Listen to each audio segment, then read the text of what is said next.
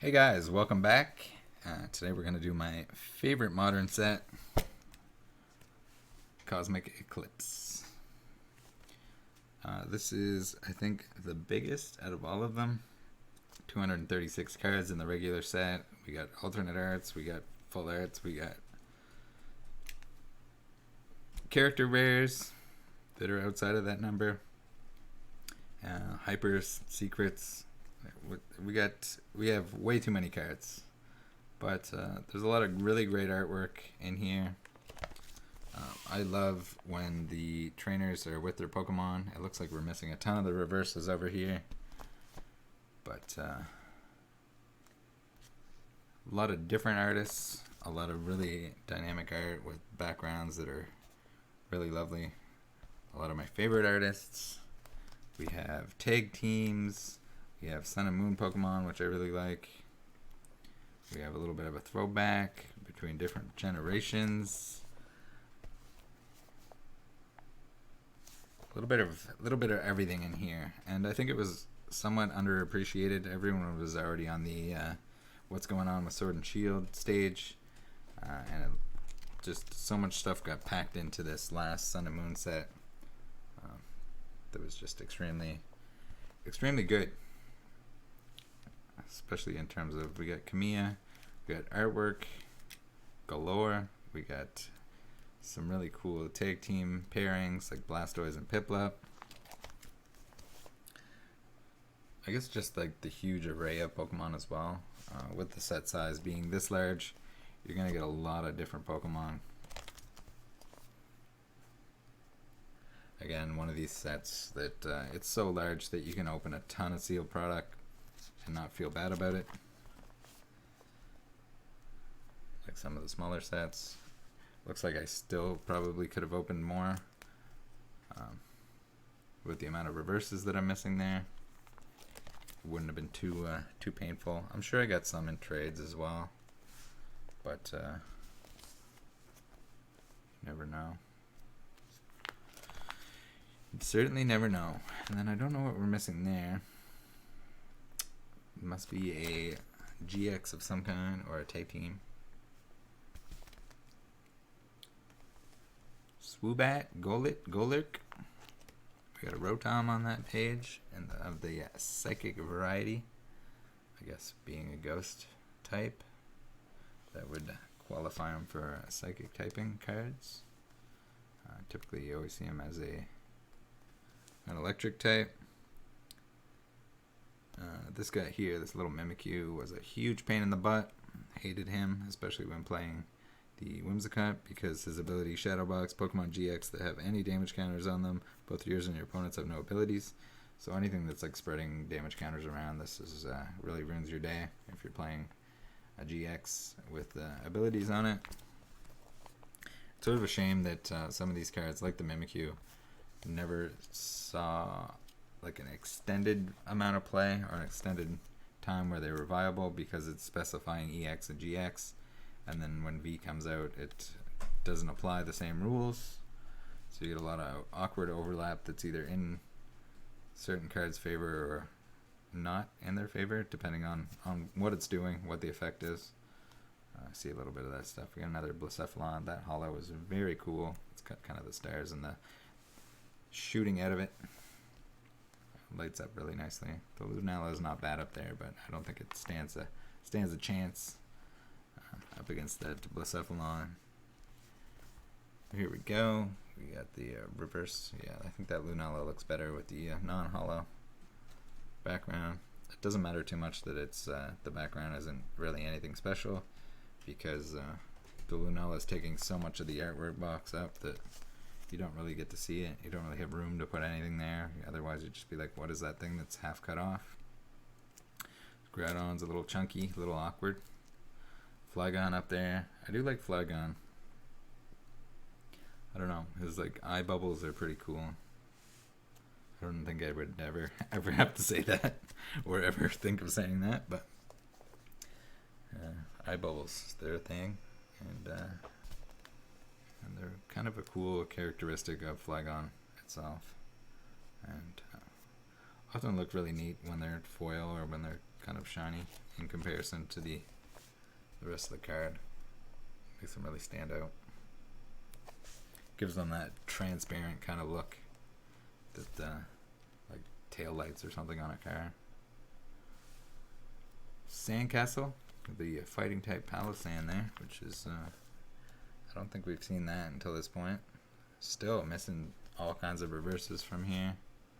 I would kind of like to, in terms of any modern set, finish this one off before the others. I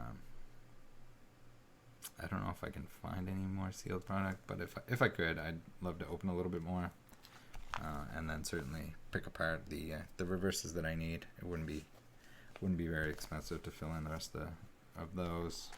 Some of the full art, alternate art, etc. might be a little bit expensive, but we'll have to see. That might be a cool little side project or objective. Where it is my favorite set, I certainly wouldn't mind finishing it off. So here we're missing the Arceus Dialga Palkia alternate art, where they're like a statue. Statue of the trio. All kinds of reverses missing there. Looks like a checkerboard. Got a little Teddy Ursa there. We haven't seen anything in terms of an Ursaring. It'd be cool to see an Ursaring V or something like that. He hasn't received a really big card, I don't think. Certainly not an EX or a GX or a V at this point. Maybe it'll come. Maybe the day will come. Still really hoping for a Mawile V. Even though we just got another common Mawile in Battle Styles that was announced. Trying to find a way to make that work, but it doesn't seem like that can happen. Chaotic Swell, which is pretty useful,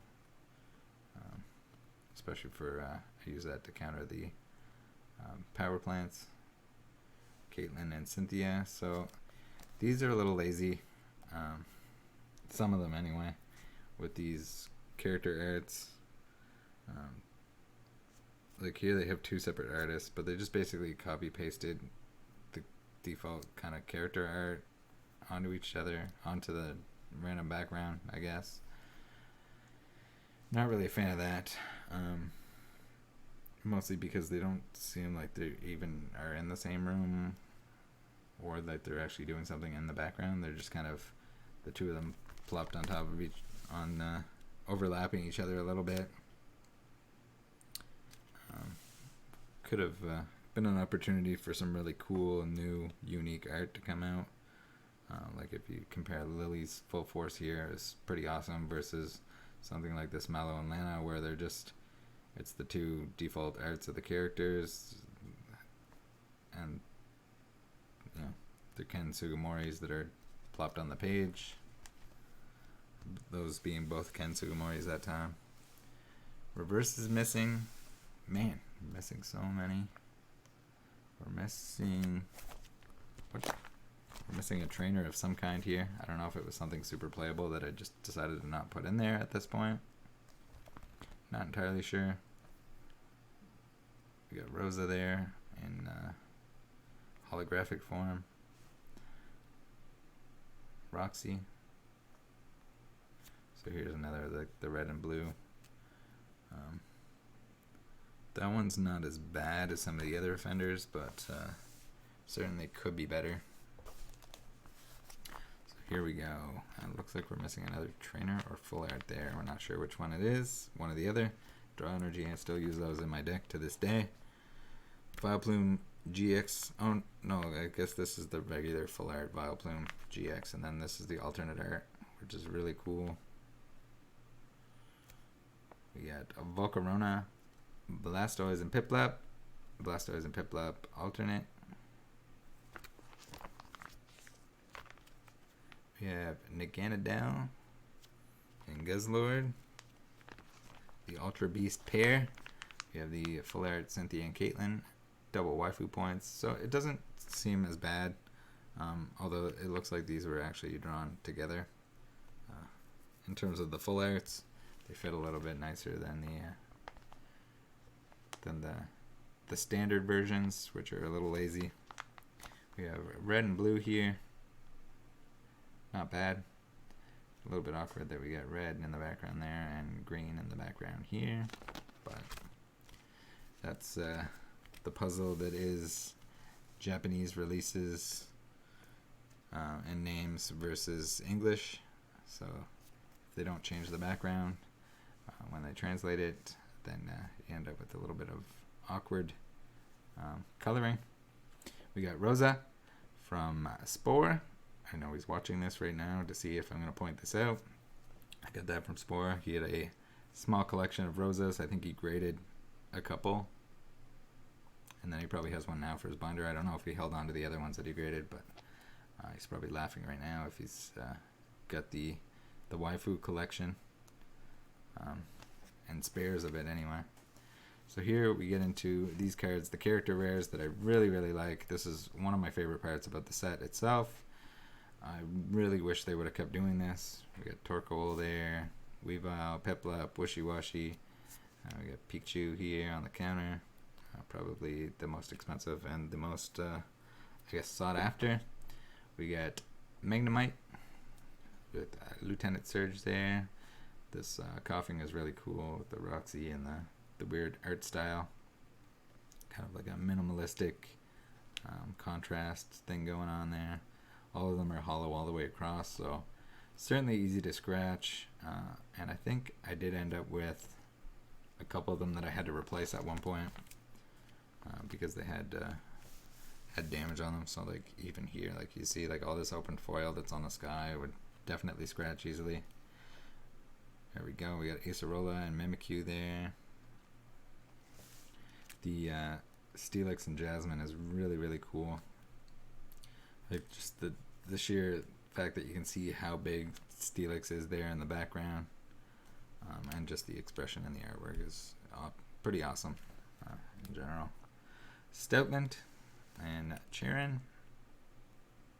also kind of neat. I like when the sky, it's not that there's like artwork missing or laziness, it's just like the sky is extra lit up and it just kind of provides extra details around everything else, where they have certain stuff that's foil, certain stuff that's not. Alright, into the hypers. Man, what a marathon. What a giant set. And we're still missing a pretty good chunk of it. We got Venusaur and Snivy here. Missing something. Charizard and Braixen. I think I also got this Charizard and Braixen pretty inexpensive. I want to say it was around 80 Canadian dollars, which in my opinion, hyper rare Charizard should probably never be $80, especially with how hard it is to pull a particular hyper rare in this set. As we've discussed, if you only get one per box, whether it's a hyper or a secret, typically the odds of getting that Charizard and Braixen is extremely low. I really love this Solgaleo and Lunala. We have to get the other versions of it as well. Really cool that it's got Lily on there. Big sucker for the characters and Pokemon on the same card. It's almost like another bonus, like the Erika's, Erika Venusaur cards, or the Solgaleo and Lunala with Lily there. Ties into the anime, ties into the games. Just kind of ties everything together, and also neat to see the characters on the cards. So there's a lot to like about that. The gym sets were some of my favorite early on, and I can only imagine if those had the actual trainers in the artwork, would have been next level, and this is kind of what's going on here. Oricorio Persian, Alolan Persian rather. We have the Arceus, Dialga, and Palkia GX, and the Hyper version, the ultimate version of ADP, which is still going strong apparently. Giant Hearth Secret Rare, which is pretty cool. Now, these guys here, I gotta say these came from an event. So they have like the little Pokemon League logo on them. There was some sort of children's event, and these popped up on Troll. So Nicole grabbed a couple of each, and we were able to get them before they sold out completely. They were pretty inexpensive, but also seemingly pretty hard to find. I haven't searched for them recently, but it's cool to have the full set of them. You get the full evolution line, whether it goes to Solgaleo or Lunala. A little bit awkward that he's steel type, rather, where the rest of the set is psychic, but it is what it is. Kyogre, Shattered Boy down here from a theme deck, and a take call. So it looks like this is supposed to be all secrets, but I didn't add another page in order to put them where they belong, just because it would have been empty space anyway. Hopefully we get some binders and we can stick them all where they belong. This one requiring 2 binders, obviously. It should fill out 2 binders pretty well. 360 card binders. We have the Groudon here, so I guess there was a Groudon and a Kyogre deck for Cosmic Eclipse. We got the Shatter Foil on him. I don't know if it's obvious. And then the Dusk Noir non-hollow that must have been from a theme deck as well. That concludes the Sun and Moon series, I guess. Set. We probably will wait a little while before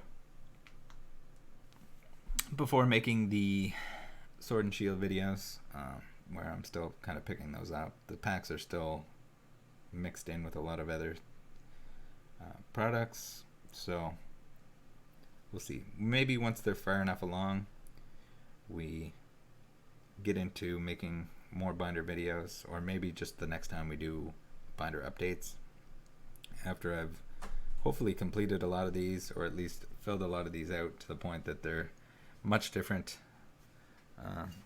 than the first time we're going through them. We'll take another peek at everything. We got to get to work on picking up a lot of this inexpensive stuff. I guess in conclusion, I can give you guys a little bit of a numbering if Poke Collector will load for me. But it seems like we have around 14,500 cards, unique cards from the sets, according to Poke Collector, and need about 9,000 more. Yeah, it's crashed. So there's too many people collecting Pokemon right now and checking off their sets.